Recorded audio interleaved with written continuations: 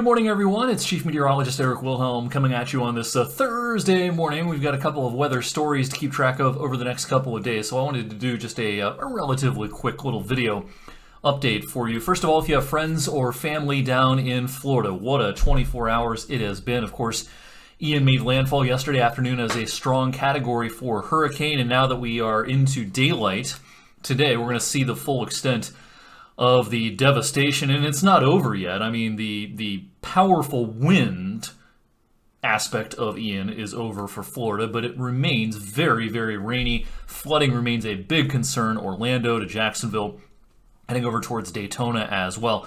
Where the storm made landfall yesterday in western Florida, weather conditions are slowly improving, but boy, the videos and photos are devastating with the storm surge, the flooding, and of course the wind. It was basically the equivalent of having a tornado for a few hours in parts of western Florida yesterday. The track of this system eventually is going to take it up into parts of the Carolinas, probably making another landfall in South Carolina later tonight and into tomorrow, and this will be a heavy rain producer for parts of the Carolinas. So if you have friends or family in Myrtle Beach, down towards Charleston and up into the Charlotte area, and especially into the mountainous areas of the Carolinas, it's going to be a rain problem primarily for those areas. Some wind along the coast especially, but more of a rain issue. Now back here at home, we're tracking a couple of potential issues over the next couple of days. One, if you have outdoor plans on Saturday, you may have some rain to track.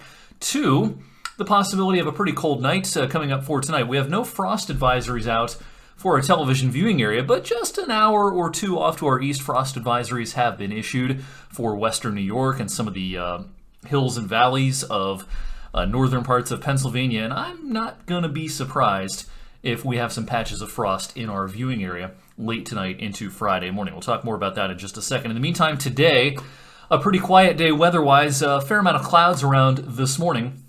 I'm expecting this deck of stratocumulus clouds to thin out as we get into the afternoon, and that clear sky that will develop late today and into tonight will allow those temperatures to fall rather quickly. These are the low temperatures tonight forecasted by the National Weather Service, and you can see a lot of upper 30s on the map here locally. I think some of the colder sheltered valleys, if you live in a traditional cold sheltered valley, if you're typically colder than some of these surrounding locations, I think you've got a shot at saying maybe 35-ish overnight tonight. So if you have sensitive plants that you want to, if you want them to survive a little bit longer into the fall season, wouldn't be a bad idea to cover them or bring them in tonight. A hard freeze does not seem likely, but some patches of frost I think will be a possibility as some of us drop down into the mid-30s overnight tonight. Now, if you have outdoor plans heading into the weekend, I think Sunday will be fine. It's Saturday that we'll probably have to make some forecast adjustments to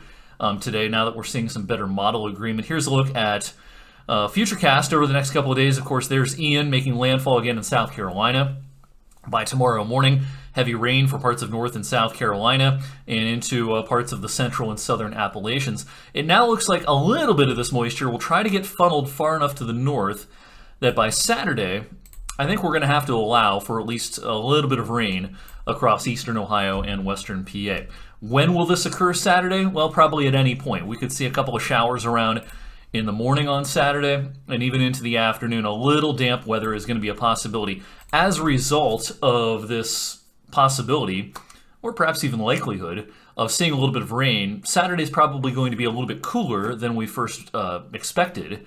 We may have a hard time getting into the mid-60s on Saturday with this rain-cooled air around for a time. And, you know, as we look into the longer range real quickly, if you have a window air conditioner in your downstairs especially, I would say you probably are good to go to take that out pretty soon, because I don't see any sort of abnormal October heat coming our way during the first half of the month. A lot of days in the 60s, a lot of nights in the 40s.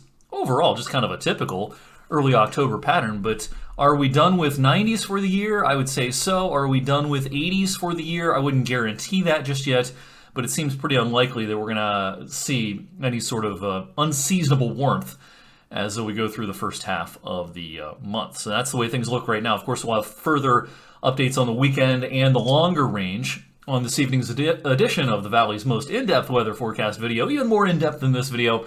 We call it Weather for Weather Geeks. It usually drops right around 7:15 or so on social media, on the Storm Tracker 21 app, wfmj.com/weather, and my YouTube channel as well. Make sure you like and subscribe all my YouTube videos so that you don't miss any updates. Thanks for watching on this Thursday morning, and make it a great rest of your day.